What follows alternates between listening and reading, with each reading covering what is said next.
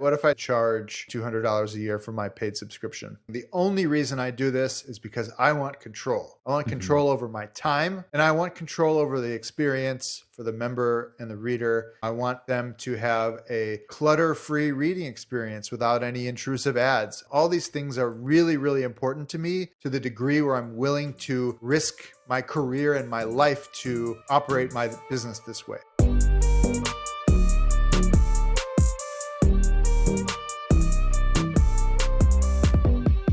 This episode, I talked to Dan Frommer. He runs a popular newsletter called The New Consumer. He's had a long career in tech journalism, working. First, he started at Forbes, and then he was at Quartz and Recode. He basically was employee number 2 at Business Insider and worked to build that whole business for a long time. And he's always had this one-man band sort of style, which really resonates with me. That's basically where you learn to design, code, put together plugins, build out your site, as well as writing and publishing and being a journalist and all this other stuff. So he's done something really impressive in going from the editor in chief of Recode, which is a publication owned by Vox.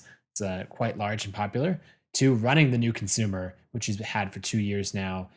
It's more than paying his bills. He's earning a full-time living from it, and he gets to control his own destiny. And I love it. We dive into all kinds of interesting topics.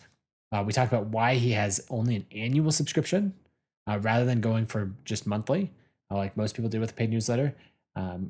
His tech stack, how he thinks about free versus paid subscribers, and so much more. Let's dive in. Dan, welcome to the show. Thanks for having me. So I want to go back a little bit.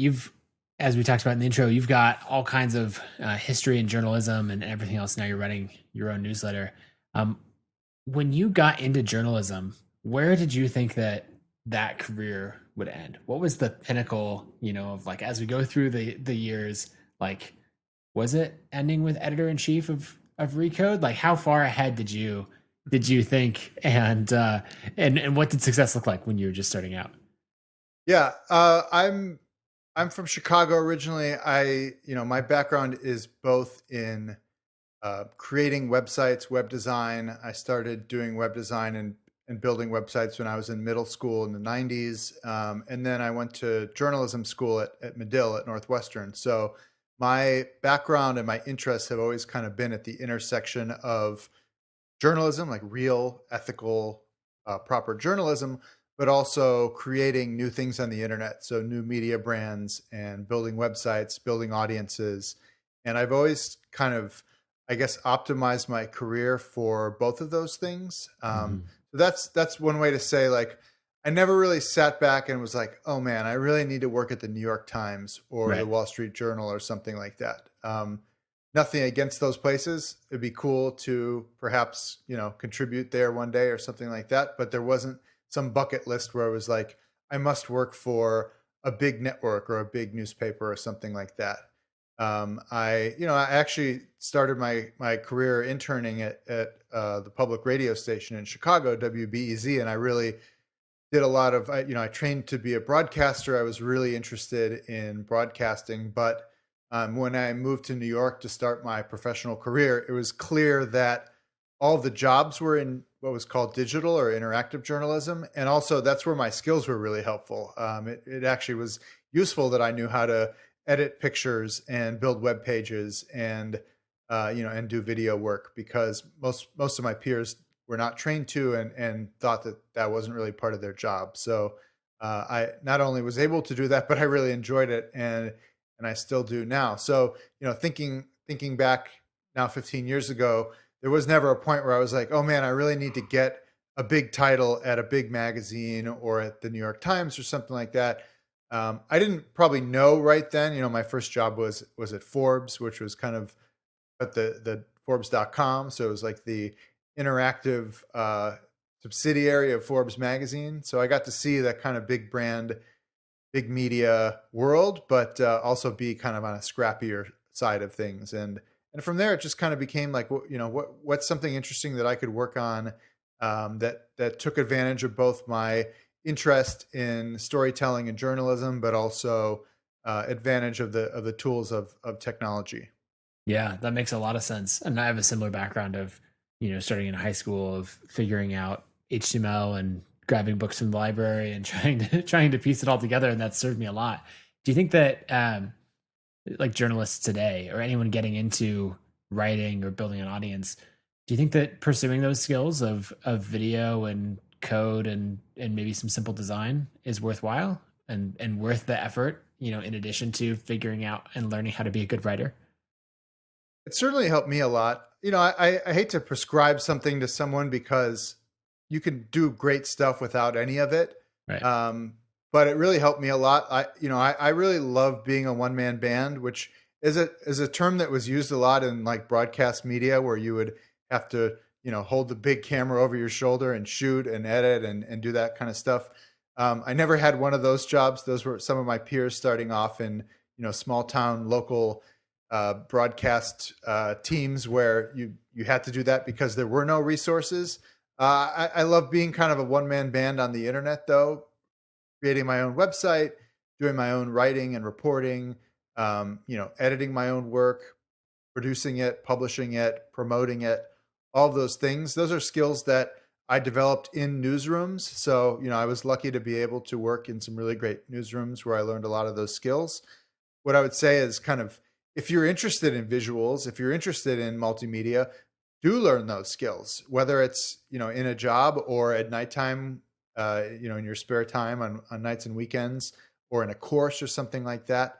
Those can be hugely valuable skills if that's the kind of work that you want to produce and publish. Yeah, that makes sense. So as you're going through your career, when did newsletters come onto your radar as something that you wanted to pursue? It's interesting, newsletters, of course, have been around for the duration of the internet, or at least the duration of email. One of my absolute favorite newsletters started off probably in the early 2000s. It was the DWR Design Notes newsletter from the founder of Design Within Reach. It was kind of the first editorial newsletter that I remember really loving. And then, when we were starting Silicon Alley Insider in 2007, we were writing about Daily Candy and Thrillist as kind of an exciting model that money was flocking to. And then, of course, there's the new newsletter boom.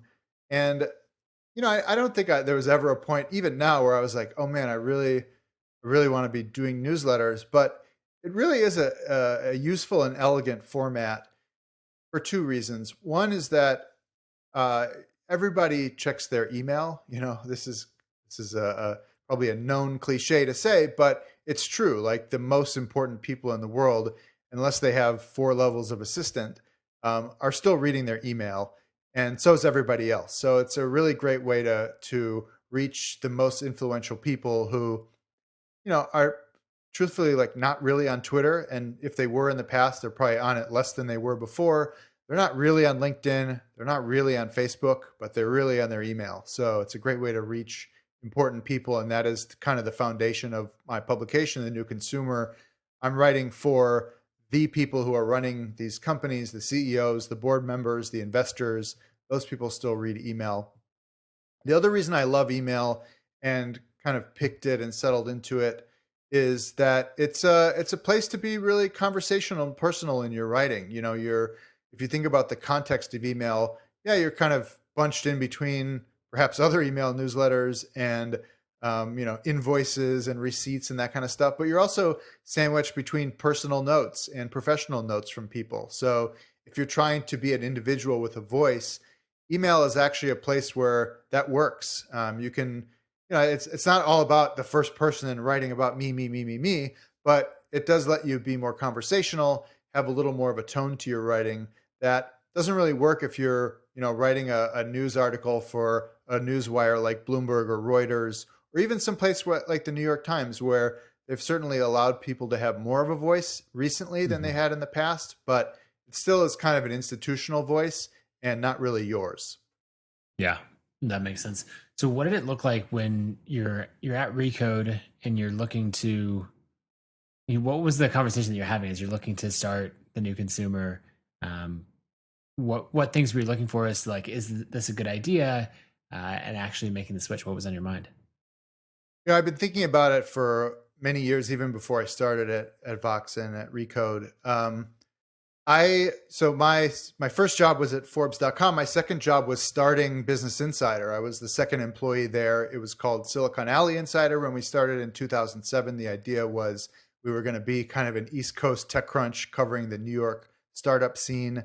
I lived in New York for the last 15 years until moving to California this year, and that's where I really firsthand caught the startup bug. I actually worked for a startup in college, so I knew that they were fun even before that. But being able to start Alley Insider with three of us at a desk, essentially in the back loading dock of another startup, and then 4 years later have over 100 people working at the company, it showed me that there's a lot of room for entrepreneurship and innovation in digital media. So I left there after 4 years and started my own publication back then. I'd also been really heavily influenced by a guy named John Gruber, who doesn't really do an email newsletter, but he is a solo indie publisher who has made a great career from his site Daring Fireball, which mostly writes about the world through the lens of Apple. And then Jason Kotke and some other of the indie publishers, back then bloggers, I guess you would call them. So I started a site in 2011 called Splat F, which was going to be my kind of indie news tech analysis blog. Also kind of through the lens of Apple and similar companies. I wrote a lot about Netflix and the early streaming business. Quickster was one of my first Yep. stories there. And it did really well. I got like 250,000 readers my first month or something like that, which is a lot for a new site. But I was monetizing through ads, which just doesn't work super well for niche media. There were some really great ad networks back then that were designed for niche publications, but wasn't really a successful business doing that. At least by that time, 2011, things were kind of starting to dry up in the ad world where programmatic was starting. You really needed scale. The video ads were a big thing. Worked really well for big mass sites like The Verge or New York Times or Yahoo or something like that. Didn't really work super well for a niche site. So I did that site for a few years. I had a really nice deal with an ad network where they were paying me a good guaranteed rate, but probably weren't selling that many ads. So it wasn't really a sustainable thing. I didn't want to sell my own sponsorships. That's a whole other job. So while I had a great time publishing that site, I ended up doing another startup, which was entirely different. But then ended up going back to work for, established media companies. Quartz was my next job, which was kind of a startup at the time within the Atlantic Group. And then I went over to Vox Media, which by that time was a pretty big startup. I think I was probably over employee 1,000 at that point. So even though it still felt like a startup, it wasn't always. So anyway, so I'd been thinking this whole time, like, all right, well, what's my next thing? There were a lot of startups and kind of indie publications that I really admired. And they weren't really monetizing through ads. One of them was Hodinkee, which is a site about mechanical watches and kind of viewing the world of luxury through really fine watch craftsmanship. They were making money through product sales and through e-commerce, which was super interesting. My wife works for a publication called The Business of Fashion, which was started in London. And they were one of the pioneers in paid subscriptions for professionals, costing several $100s a year. That was something that I was aware of and thought was interesting. And then, of course, the real big influence was Ben Thompson and Stratechery, which really smartly used the newsletter as a function of a paywall. There's always been a website component to Stratechery, but he was able to use the access to the email newsletter, and the fact that it was push, and the fact that it was really gated by the fact that people don't share email accounts, Right. to set up individual subscriptions, charge what at the time seemed like a lot of money, $100, although we know that is actually an incredibly great value. If you read Stratechery and work in the tech industry, you're getting thousands and thousands of dollars a year worth of educational value from a $100 subscription, which he has since increased modestly the price. But that's when I started seeing email as a tool that could help me, A, run that indie publication that I always wanted to run, and B, use the subscription and membership functions as kind of a gating mechanism. And that's where email, in addition to being able to access everybody that I wanted to access and have that kind of personal voice to it, was a really great paywall function. And that's kind of how I landed in the world of email. Yeah.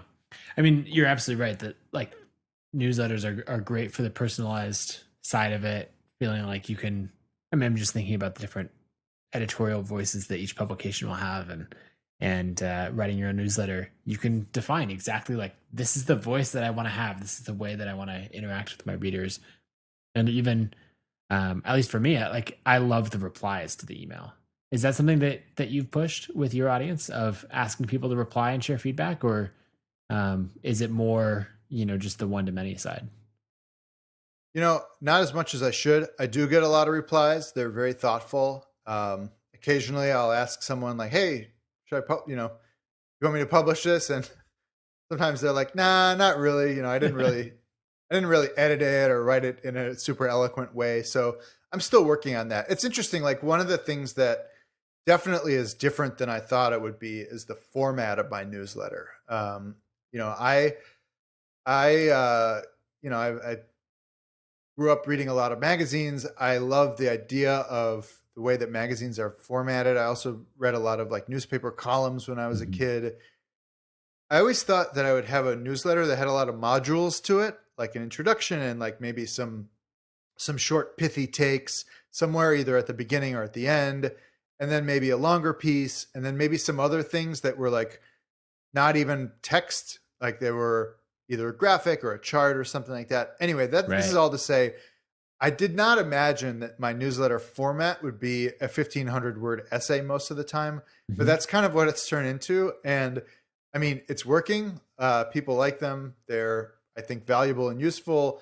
They let me get the depth that I want, which is super important to me. I cannot ever write shallow stuff that everybody else publishes. I just would go out of business. There's so much commodity facts and data out there. I could never compete with Bloomberg on the level of like just aggregating facts quickly. So I don't want to. I want to have depth and analysis and a point of view. And it's turned out that like the format that really works for me for that is like a 1,300 to 1,800 word essay. But I still do want to get back to this idea of like other formats, other modules. Replies are certainly a version of that. I've been very fortunate to build a sizable community of readers, and they're really smart people who work in the field that I write about. So I'm very flattered and lucky in that sense. And then figuring out how to get their thoughts into the newsletter, beyond just like interviewing them and writing stories about what they do, which I do. Figuring out how to get more of that kind of conversational element into it is something that I'm working on for this year. Yeah, that's super interesting, of just what you thought your expectations would be going in and then what it turned out to be. Like, I see a lot of people writing newsletters, and maybe someone like Tim Ferriss, right, with the 5 Bullet Friday, where it's these quick little hits, and you see that. But honestly, the newsletters that I see doing the best are the ones that are taking the approach that you have of like longer form, original thinking from a unique perspective. And so I'm trying to think if there's very many people that have built an audience through the short form, quick, like the bulleted newsletters, the highlights. Does anyone come to mind? I mean, one that I love is Benedict Evans, who has had an interesting career. He started off as I believe, an equity analyst covering telco stocks, then became a venture capitalist at Andreessen Horowitz, and has now gone independent with a subscription newsletter. Right. He has a really fantastic kind of bulleted newsletter with, I believe, well over 100,000 subscribers, maybe like I think he's up to 200,000, something like that. Yeah. And the reason he does so well, I think, is not just because he does a good job curating the bullet points, but he has a very, very good way at having a succinct take on things that is both educational and also kind of makes you think a little bit, and doing that in a way that is not patronizing or cynical. There are a lot of like angry takes on tech And Right. while entertaining, I don't find those tremendously useful for anything. Perhaps they're useful at getting people mad on Twitter or something like that. But I think Benedict knows the right stories to pick, and then also seems to have just a really smart take on a lot of things.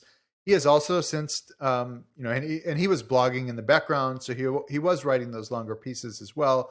That has kind of become the hybrid model of his newsletter, which I and love and happily pay for. There's others, there's a really great one in the e-commerce industry called 2PM, written by a guy named Webb Smith, who has built he's built a more sophisticated business than just newsletters. He has a forum and that kind of stuff. He's a great curator. There's another one called Lean Lux, which is a really great curated list of links. They're out there, but certainly when I think of what I'm trying to do, it's kind of a hybrid between journalism and analysis. And format wise, I actually take some inspiration from Wall Street research or, corporate research. I read a lot of stock analyst notes and research reports from places like McKinsey and BCG and those types of places. And, I would never call what I'm writing a white paper. I don't understand why people are attached to that format or concept. I download a lot of those. I never really finish reading them. But I try not to, I try to intersperse my text with charts and other visuals and try to create kind of an experience that's both educational, but also maybe not entertaining, but kind of entertaining, like fun to read and to experience. Yeah, that makes sense. One thing on the numbers and everything from your newsletter, you shared when we were talking before that, you're earning a full-time living from the newsletter. A question that I had going in is you have exclusively a paid newsletter. A lot of people have this hybrid model, right? Of a free version and then the paid version. You've gone all in on paid. Can you talk about why you went all in on paid and then, why isn't there a free or a freemium model to your newsletter? The answer is that time is one thing. So the truth is actually there are some free articles, and I started off kind of envisioning one free article for every 2 paid articles. It's just that I for various reasons, like the month I started writing The New Consumer, my wife and I moved to Paris for 4 months, so there was just Paris was kind of the reason why I wasn't writing that third post every week. There are other reasons since then. I do try to I aspire to have more free content. I think that is certainly a way that people find out about you. There's no doubt that articles that are free reach an exponentially larger audience than ones that are paid. I publish probably a free article every month or two. My goal is to get that to about once a month or twice a month. One thing I just did that was free, however, is this massive project that I launched in December called Consumer Trends, which was a collaboration with a venture capital firm in New York called Coefficient. And what we did is basically a 102 slide deck of the biggest trends that we thought were going to matter looking forward, that the coronavirus had this phenomenal impact on basically all of life, but especially the industries that we focus on: consumer packaged goods, food and beverage, things that people consume. And so instead of writing although there is a 4,000 word version of it, which was basically my script for the video version, which I'll also publish for free pretty soon, there's 102 slides, and what I did was publish that document for free. The video is free. The script will be published for free for folks who don't want to flip through the slides. And then what I'm doing for subscribers is kind of deeper dives on some of the topics. So that's where I'll do the 1,500 word essay about what was 4 slides in the deck becomes a whole topic for deeper discussion and analysis with the membership. So that's in terms of how much time it took to produce that, it definitely kind of equals the equivalent of if I had been publishing free articles every week or two on the site. It just happened to be published in one huge piece at the end of the year. my plan kind of going forward is to do more big, huge projects like that, which I think really make up for the time in the value that they create. And then also do some more free stuff over time, and maybe even open up one thing I've done is open up some stories from the archives that I felt maybe didn't get the attention that they deserved. Right. I did an interview with a co-founder of a beloved chainlet of Indian restaurants in London called Dishoom, and I published it, I think March 17th or something like that, like right as everyone went into panic about lockdown. So that piece kind of didn't get the attention I thought it deserved at the time. So I opened it up for free and have been promoting it since then. And it's reached a lot more people than it would have had it been paid.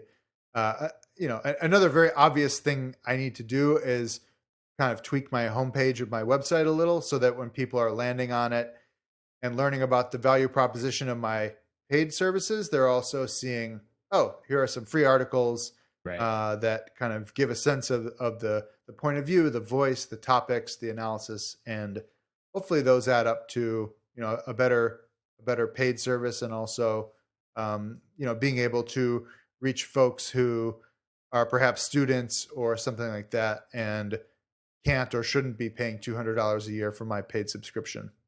Yeah, that makes sense. Just looking over your site, the reason that I thought that you didn't have free content is because there's actually no opt-in form anywhere or at least not prominently on your website. And so it really, everything guides you to, buying the quarterly or annual subscription. And I have lots of questions about that. One is, first, what effect do you think that has had on conversion rates? Because I imagine only having a paid option, your free, your traffic to immediate paid conversion, paid subscriber is going to be higher because that's the primary offering. Is that a factor in why you have it set up the way that you do? When I launched, which was almost 2 years ago, it was a conscious decision. I knew I would get a lot of attention by launching. It was still, relatively early in the era of paid newsletters. I was fortunate to have built up a following on Twitter and kind of throughout the tech industry during my career. So I knew that my launch would get attention. Mm-hmm.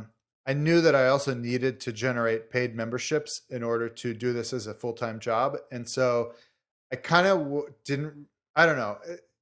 I don't want to overthink all these things, but I didn't want to give people an easy out, like, oh, I'll just sign up for the free plan. Right. And, we'll see if it's worth paying for. I really wanted to kind of give people a strong incentive to become, early, effectively angel investors by, without getting any equity, of course, by signing up, by putting down their $200. It was only annual subscriptions at that point, and I've since experimented with a couple other options. I did later add a free tier of newsletter that I've underutilized. One of the things that's kind of a challenge is that Memberful doesn't make it easy to just plop your email in and sign up. Memberful is the tool I use for managing my membership. I've kind of talked to them about it. There are drawbacks to that as well. They use a JavaScript pop-up. I don't promote the free newsletter anywhere though, really, except kind of as the option of last resort on the page where I describe all the newsletter subscription offerings. However, that big trends report I launched, newconsumer.com/trends, you will see that in fact, the first option that is being displayed is, if you want to access this for free, just sign up for a free account. You don't have to pay anything to read all of this. And that's where, over the last month, thousands of people have signed up to read this free product. Now I all of a sudden have a list that's big enough that I should actually be doing something with it. So one of my big projects for this year is figuring out, okay, what is something that I can offer to those free members on a reliable cadence that is worth receiving, whether it's an entire free article or summaries of some of the paid work I did, or something else, something completely different. Maybe that also goes to the paid members. Maybe that's my Friday 5 thoughts or whatever it is. I have to think of something that is useful and that I actually want to produce. And then I can send it to perhaps both of those lists and eventually drive more of those free members into paid memberships. But that's kind of one of the big plans for this year, is figuring that out. Yeah, I like it. Well, there's a lot of things that I want to highlight in that. First, there's something that happens like as you build this reputation and friends in the industry and everything like that, you venture out on your own, you do this new thing, which so many people are either have done or are thinking about doing. Then what happens is you get all these people who are like, oh yeah, I want to support Dan. And so what does supporting Dan look like in this case? Right. And I think you correctly pointed out that you don't want it to be subscribed to the free newsletter or like, oh, I favorited or retweeted your announcement tweet. Like, no, I want, from from the friends and supporters, it's like pay $200 and like actually support this new venture. And so by giving that as the only option, I think that works really well. I think just from a psychology perspective, we've seen that. Well, a couple things. One, you see that on Kickstarters, where when people come out with a Kickstarter, if there's whatever that cheapest option is, often people will just go for that. And so you'll see average order volume, or I don't even know what you'd say. Yeah, we'll go with average order volume go up just by the fact that they make their cheapest option like $30 instead of $5, or that kind of thing. And then another thing from that is, like I mentioned, you're going to have a higher conversion rate to the site because that is the primary call to action. And so I think that's great. And as you also pointed out, the annual subscription, right? It's going to have lower churn. There's more of an investment. People are saying like, okay, I'm going to try out your publication for a long period of time. So I think all of that is good. Now, looking through your site, I totally agree. I think now that you're established, you should have more of that free option.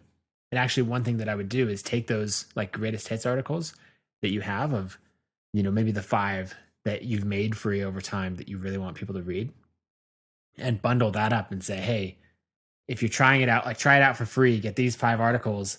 And those automatically go out once per week after somebody signs up, in an email sequence, and they actually pitch you on signing up.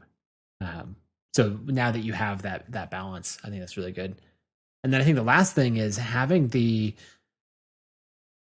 big free report, right? That's accessible, that's PR worthy, that's worth spreading around. Like there's clearly a lot of effort that goes into it. That's such a good list growth tool.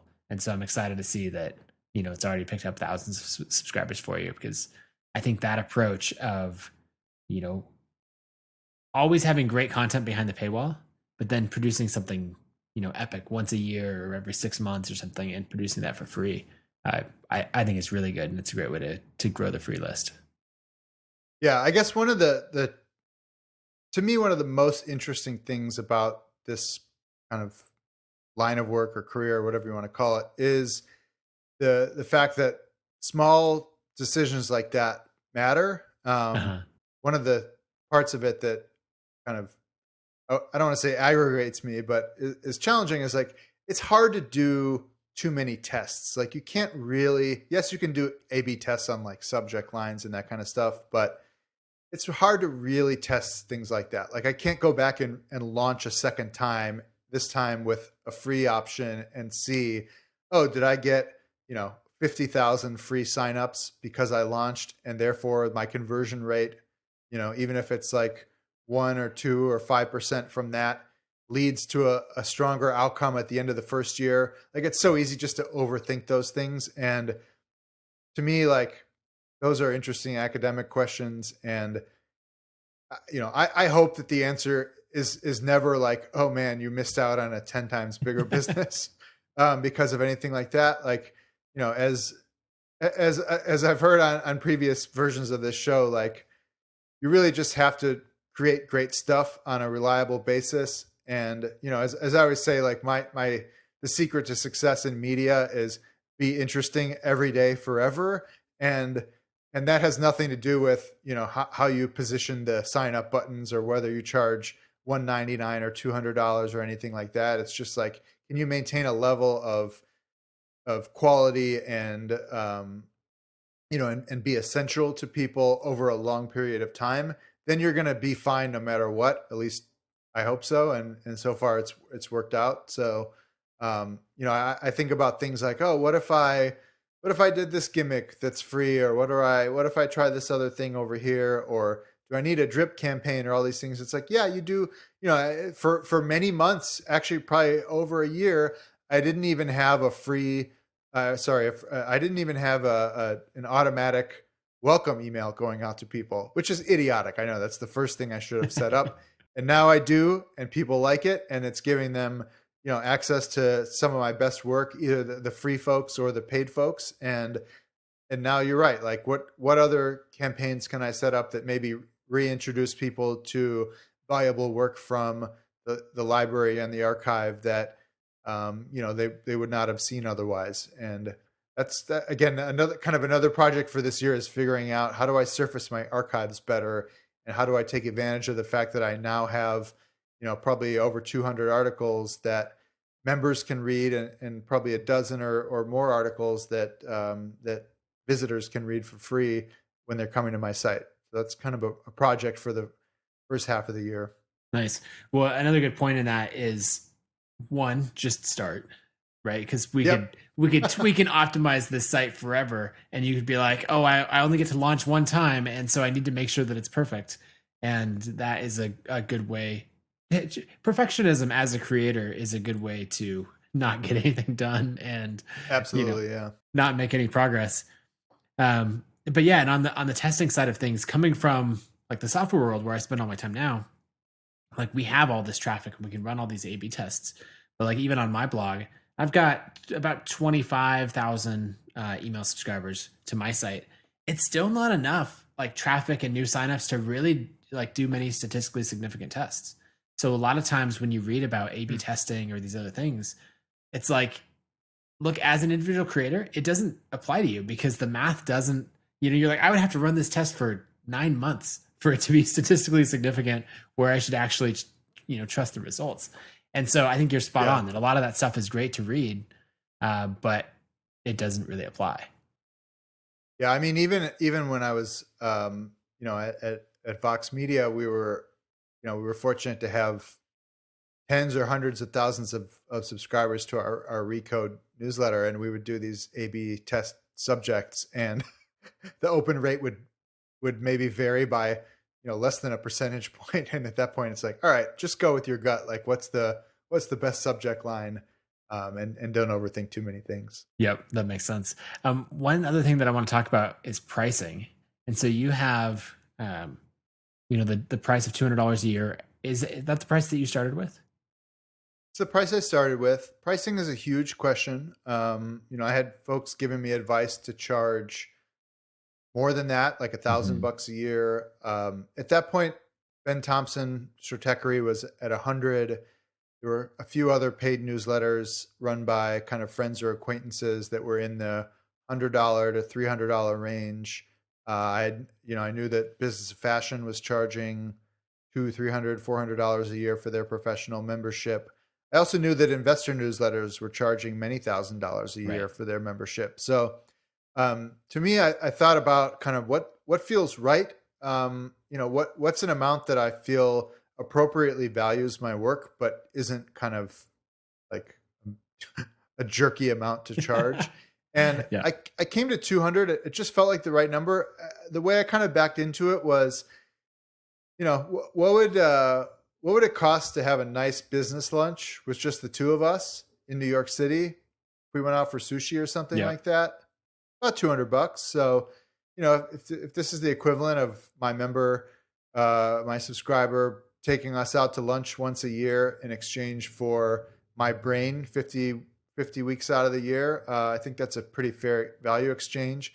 I anticipate most people are expensing it or otherwise justifying it as a business expense or as a professional membership or as educational media. So I feel comfortable with that.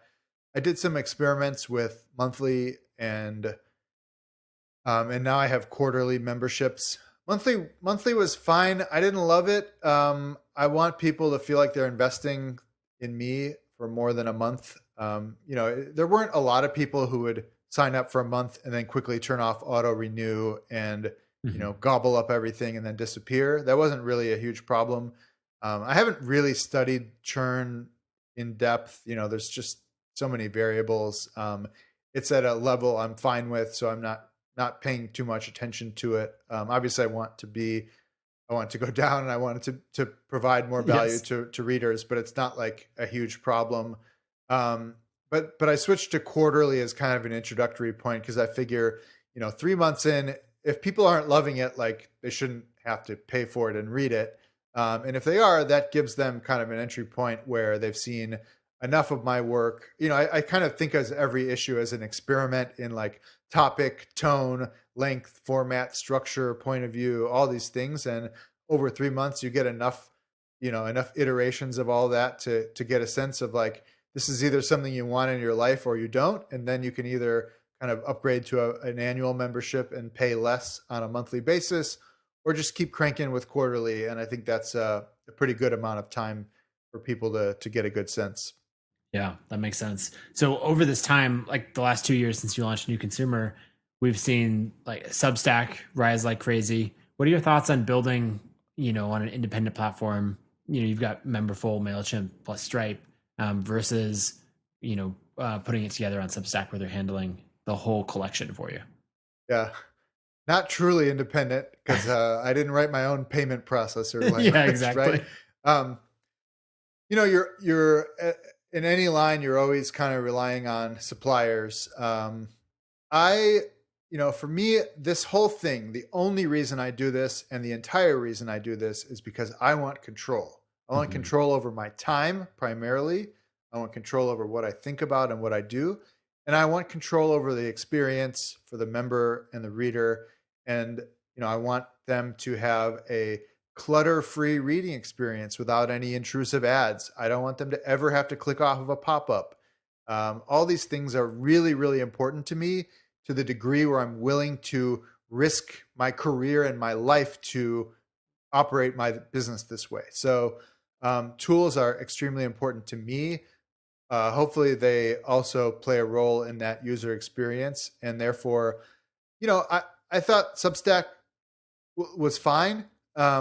If it was the only option I had, I would have probably been happy using it. I might use it for another project I have that I'm currently paying MailChimp way too much money for a free newsletter that I am not even sending out. Is So that the one on points?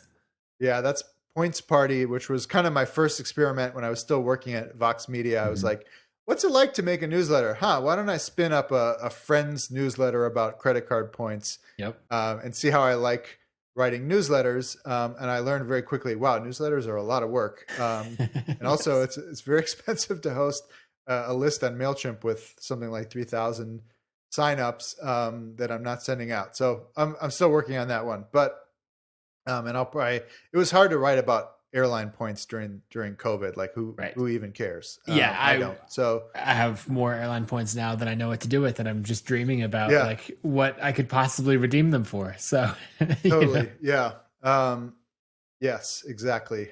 So that'll be a good thing for me to restart with pretty soon. that makes sense. But anyway, so yeah, tool sets. Like I think Substack's fine. It's all in one. I like controlling the way my homepage looks. I like being able to pick out fonts from an independent font foundry in New Zealand and use those for my website. I like being able to tweak the WordPress template when I want to tweak it. And I was able to put together kind of a stack of tools that, I happen to see them in use for Stratechery and for Kottke and some other sites. And Memberful thankfully worked straight out of the box. There were no challenges implementing it. It's actually a very, very well made tool. And so I was very happy with that stack that I was using: MailChimp, WordPress, Memberful, and Stripe.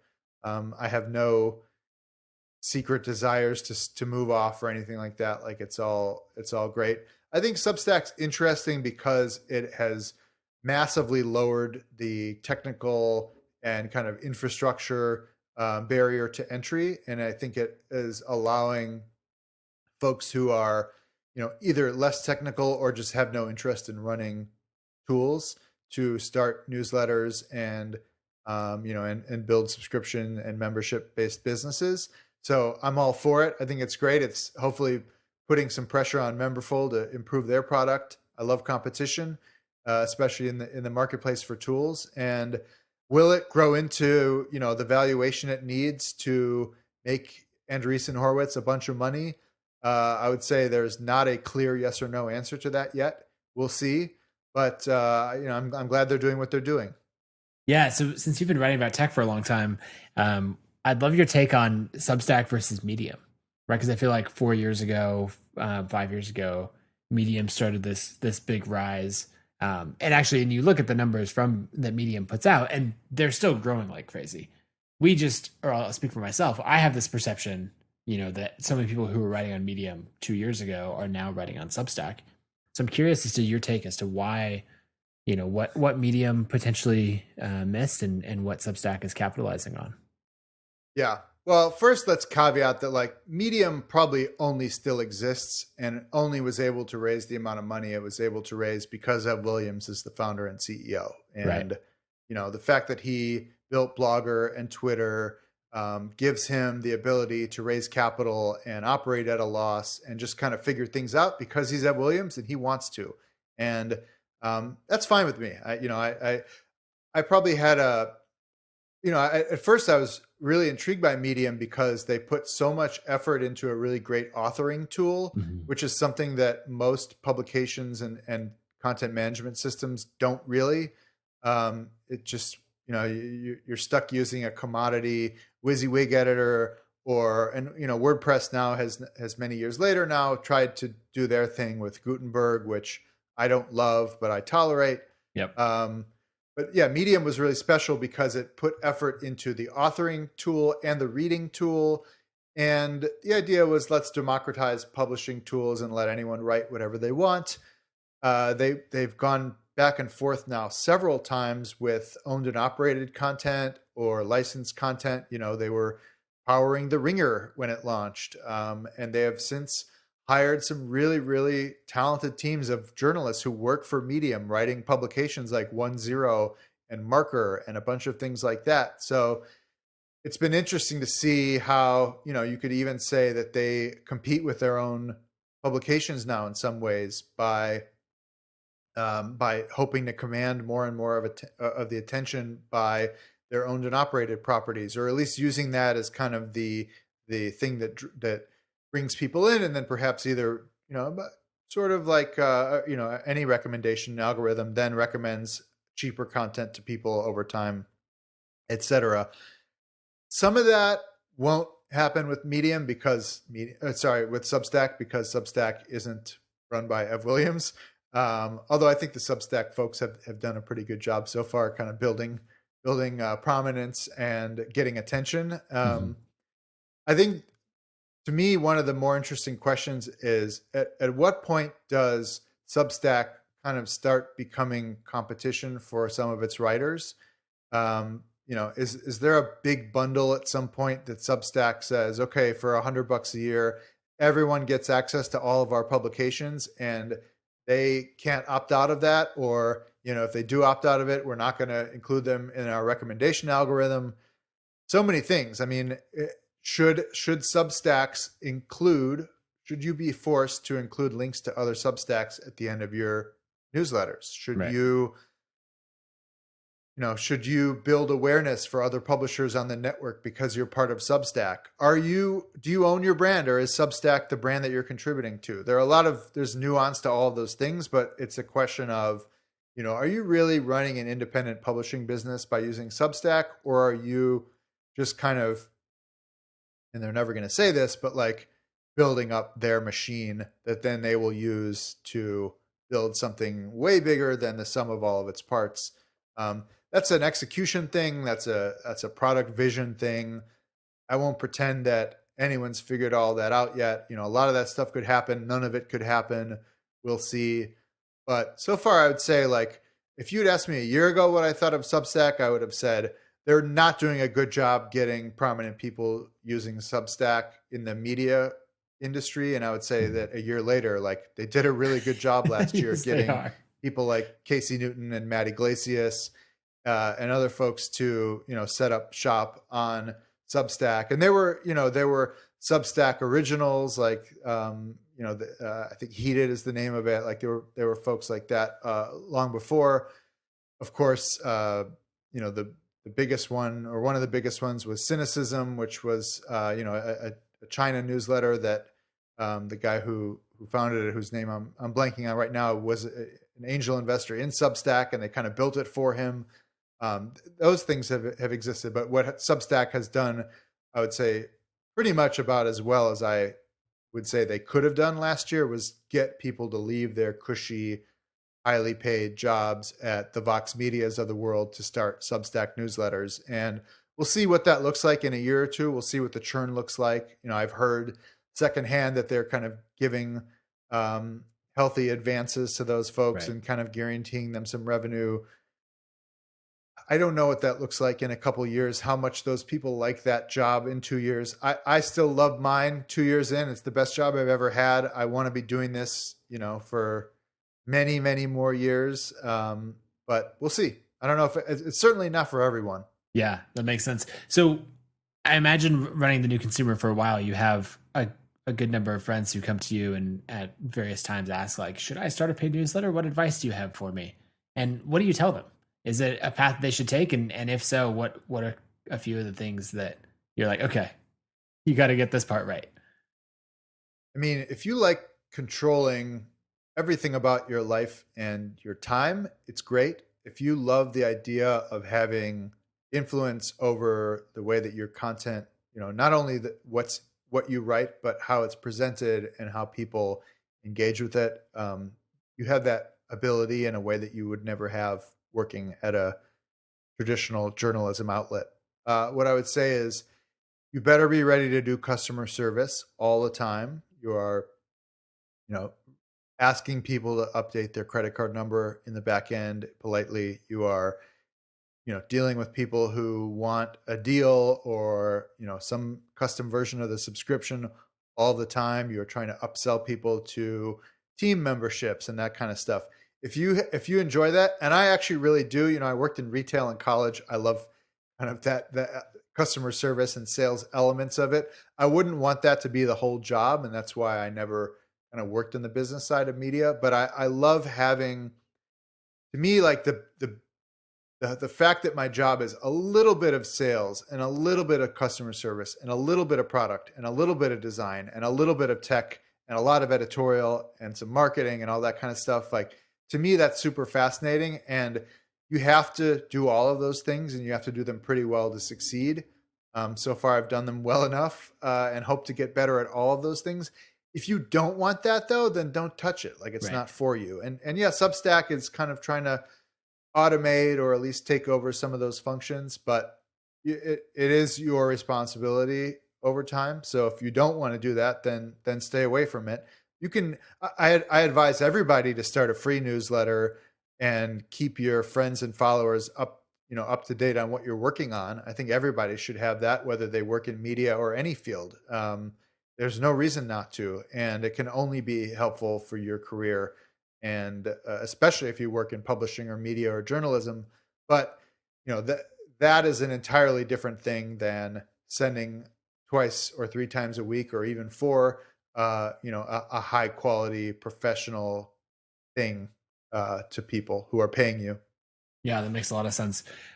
As we start to wrap up, we got a bunch of questions on Twitter, and I'd love to run through some of Great. those in a little rapid fire style. They're not necessarily all about newsletters, but John's asking, as a fellow Angelino who also lived in New York before, would love to hear your thoughts on West Coast versus East Coast media.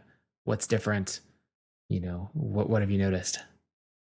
I mean, it's kind of a hard time to answer that question, because I feel like I don't live anywhere right now, because I basically just live in my house. There's no media scene happening anywhere at the moment. Yeah, that makes sense. My wife and I moved here this last summer for mostly personal reasons. Like, we just like it here. We had spent a lot of time out here. I think the startup and entrepreneurship scene in Los Angeles has a ton of potential. I think it's very interesting. The fact that Hollywood is here with such great creative talent and intellectual property, and knowledge about distribution and marketing and sales, and most importantly, like making content that people love emotionally and invest so much of their time and spirit in, I think is something that we can learn from. And then the New York media world is so dominated by decades of legacy print and broadcast and now online media. But I think COVID is, it's not fair to compare anything right now. Everything is kind of, I think we're figuring out a new reality over the next few years. I think there's great potential in LA. I love that The Ringer was started here. I love that there are some really interesting publications being started here. I think, some of the world's next great media companies could be built in LA, but, they could also be built anywhere. Right. Yeah, that makes sense. Okay, Matt's asking, what weird thing about consumers did you learn spending a lot of time in Paris and Tokyo? Hi, Matt. Thanks for the question. Yeah, I traveled a ton before this, before COVID. I hope to travel a ton afterwards. We did live in Paris for a few months 2 years ago. I try to get to Japan once or twice a year. Um, I think for me, it's just kind of being able to have the privilege of just observing how people in different places and cultures do things. My background is writing about technology, and I try to think of technology less as an industry and more as what I call a layer on life. So seeing how people in Japan adopted, card-based Suica payments way before we had Apple Pay or even contactless payments here in the U.S. Or I love going to London and seeing all the design and packaging design on consumer products there that feels just much more vibrant than a lot of the big consumer packaged good brands had been doing in the US for a long time. I loved living in Paris and kind of getting to experience the old school way of, buying essentially groceries, every single day for that night's dinner. But also, seeing some sort of models that did not really exist in the U.S. yet. So it just helps broaden perspective, I would say. I think travel is great for that, for not just my line of work, but really everyone. Just getting to kind of see how things are done in different places.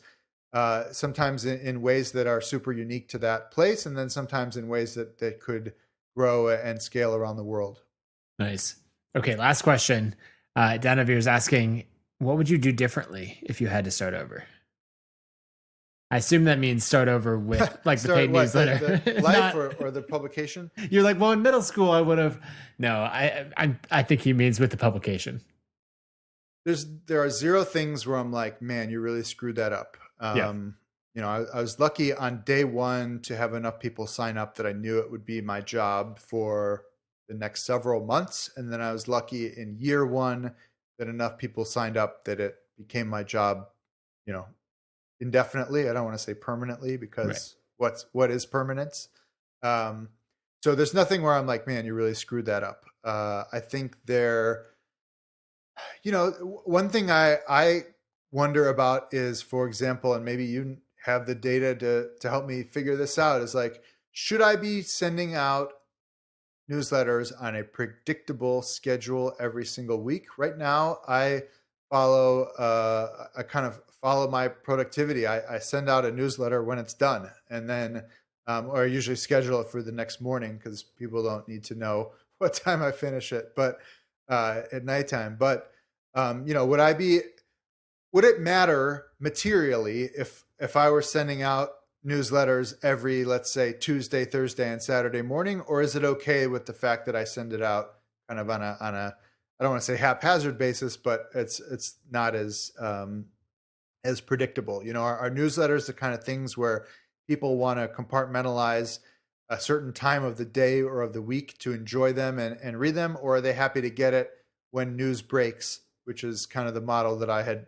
been following with most of my career, which is, if there's news, you better get it out there immediately because someone else is going to if you don't. So that's one of the things that I think about a lot. I think my kind of happy medium is like, try to be predictable, but don't like let it rule your life. But I don't know. I'm curious what you see. I think all things being equal, the predictability is better than not. And so not only day of the week, but also we've talked about this on some other episodes, getting to a precise time of like 10 a.m. Eastern every Tuesday, someone can look for that article to show up, and you'll be right there in your inbox. That said, it's important to ask, what's the point of this newsletter, right? Are you as the author there to serve the newsletter, or is the newsletter there to serve you?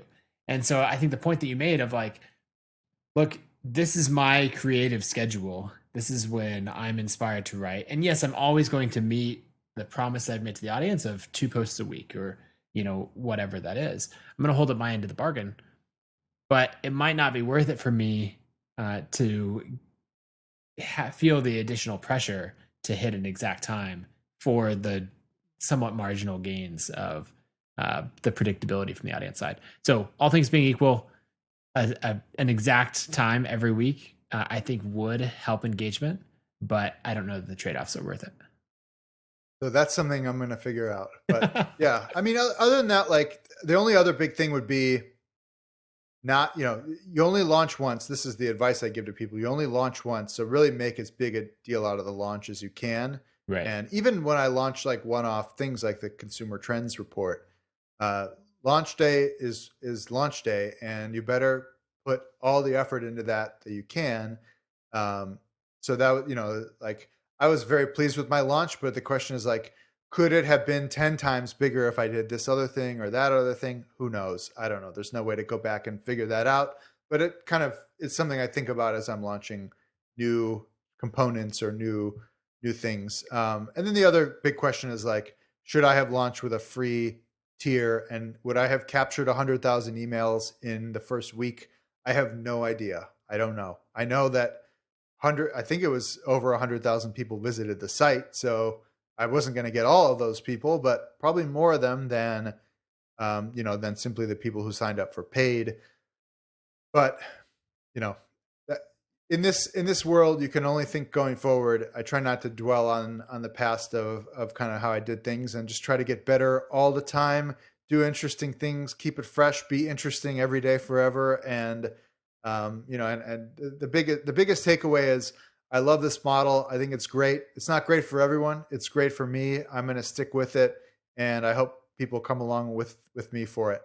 Sounds good. Well, where should people go to follow along and hear your story and support your work? So the New Consumer is newconsumer.com, and also at New Consumer on Twitter and Instagram. My personal accounts are all Fromedome, Fromedome, since eWorld in 1995. So you can find me on all this on social media as Fromedome, and pointsparty.com if you want to someday in the future read for free about credit card and travel points. Sounds good. Well, thanks for joining me. Thank you.